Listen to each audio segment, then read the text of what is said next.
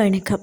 காலை நேர பிரதான செய்திகளின் ஊடாக நர்மதா சிறில். முதலில் தலைப்பு செய்திகள். ஜனாதிபதி மாளிகைகள் தொடர்பில் அன்னூர் அரசின் நிலைப்பாடு. வாகன இறக்குமதி தொடர்பில் ஜனாதிபதி வெளியிட்ட முக்கிய தகவல்.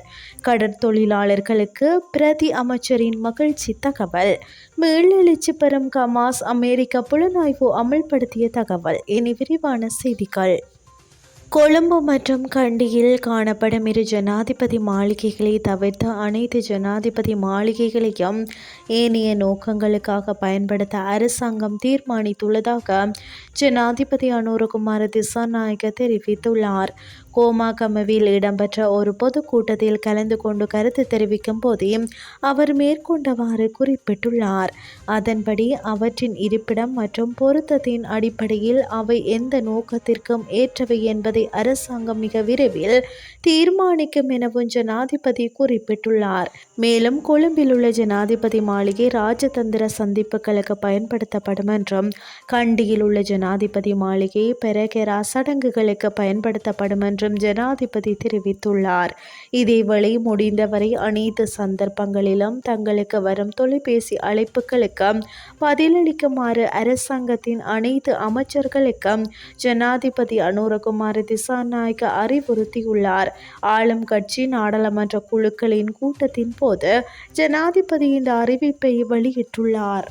பிப்ரவரி 1 முதல் வாகனங்களை இறக்குமதி செய்ய அனுமதி வழங்கப்படும் என ஜனாதிபதி அனுரகுமார திசாநாயக்க தெரிவித்துள்ளார். கோமாகமவில் நடைபெற்ற தேசிய மக்கள் சக்தியின் பொதுக்கூட்டத்தில் கலந்து கொண்டு கருத்து தெரிவிக்கும் போதே அவர் இதனை தெரிவித்துள்ளார். அத்தோடு வாகன விலைகள் சற்று அதிகரிக்கும் எனவும் அவர் குறிப்பிட்டுள்ளார். முந்தைய அரசாங்கங்களைப் போலல்லாமல் தற்போதைய அரசாங்கத்தின் அமைச்சர்கள் வாகன பேரணிகளில் இருக்க மாட்டார்கள் என்றும் அனைத்து அமைச்சர்களும் ஒரே ஒரு வாகனத்தை மட்டுமே பயன்படுத்துவார்கள் என்றும் அவர் குறிப்பிட்டுள்ளார்.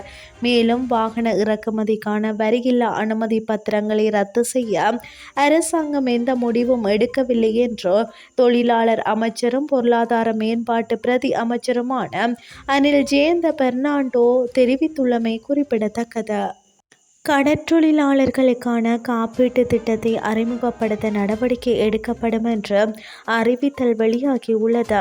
குறித்த விடயத்தை கடற்தொழில் நீரியல் மற்றும் கடல் வளங்கள் பிரதி அமைச்சர் ரத்தன கமக்கே தெரிவித்துள்ளார். காலி பகுதியில் நடைபெற்ற ஊடகவியலாளர் சந்திப்பில் வைத்தே பிரதி அமைச்சர் இதனை குறிப்பிட்டுள்ளார். அவர் மேலும் கருத்து வெளியிடுகையில் இதற்கான ஒரு காப்பீட்டு நிறுவனம் ஏற்கனவே ஒப்புக்கொண்டுள்ளது. எதிர்வரும் வரவு செலவு திட்டத்திற்கு பின்னர் கடற்தொழிலாளர்களுக்கு இந்த காப்பீட்டு திட்டத்தை செயற்படுத்த திட்டமிடப்பட்டுள்ளதாகவும் பிரதி அமைச்சர் தெரிவித்துள்ளார். மேலும் மொத்த மற்றும் பகுதி சொத்து சேதம் மற்றும் உயிர் இழப்பு ஏற்பட்டால் சலுகைகள் வழங்கப்படும் என்றும் அவர் மேலும் குறிப்பிட்டார். இனி வெளிநாட்டு செய்திகள். இஸ்ரேலுடனான யுத்தம் ஆரம்பித்த பின்னர் பாலஸ்தீனிய போராளி அமைப்பான ஹமாஸ் புதிதாக 15,000க்கும் மேற்பட்ட உறுப்பினர்களை இணைத்து கொண்டுள்ளது என அமெரிக்க புலனாய்வு வட்டாரங்கள் தெரிவித்துள்ளன. இதன் மூலம் ஈரான் ஆதரவு அமைப்பு இஸ்ரேலிற்கு தொடர்ந்தும் அச்சுறுத்தலாக விளங்கலாம் என அமெரிக்க புலனாய்வு பிரிவுகள் குறிப்பிட்டுள்ளது. இதே அளவான 15,000 ஹமாஸ் உறுப்பினர்கள் இஸ்ரேலுடனான மோதலின் போது கொல்லப்பட்டுள்ளதாகவும் அமெரிக்க புலனாய்வு தெரிவித்துள்ளது. ஜோ பைடன் நிர்வாகத்தின் இறுதி நாட்களில் கிடைத்த தகவல் உட்பட பல தகவல்கள் குறித்து அமெரிக்க புலனாய்வு வட்டாரங்கள் காங்கிரஸிற்கு பல தகவல்களை வழங்கியுள்ளதாகவும் தெரிவிக்கப்பட்டுள்ளது. ஹமாஸ் புதிய உறுப்பினர்களை இணைத்துக் கொள்வதில் வெற்றி பெற்றுள்ளது. புதிதாக இணைக்கப்பட்டவர்களில் பலர் இளையவர்கள் எனவும் புதியவர்களுக்கு இன்னும் பயிற்சிகள் வழங்கப்படவில்லை எனவும் அமெரிக்க புலனாய்வு தகவல் வெளியிட்டுள்ளது. இதேவேளை இஸ்ரேல் தனது இராணுவ நடவடிக்கைகளை பூர்த்தி செய்த பின்னர் படைகளை மீளப்பெறும் ஒவ்வொரு சந்தர்ப்பத்திலும் ஹமாஸ் மீள் எழுச்சி பெறுகிறது. பூர்த்தி செய்வதற்கு வேறு எந்த வெற்றிடமும் இல்லாதே இதற்கு காரணம் என ஆண்டனி பிளிங்கன் தெரிவித்துள்ளமை குறிப்பிடத்தக்கது. இத்துடன் செய்திகள் யாவும் நிறைவடைகின்றது. அடுத்த மணித்தியால செய்திகளை இரவு 8:30க்கு எதிர்பாருங்கள். நன்றி.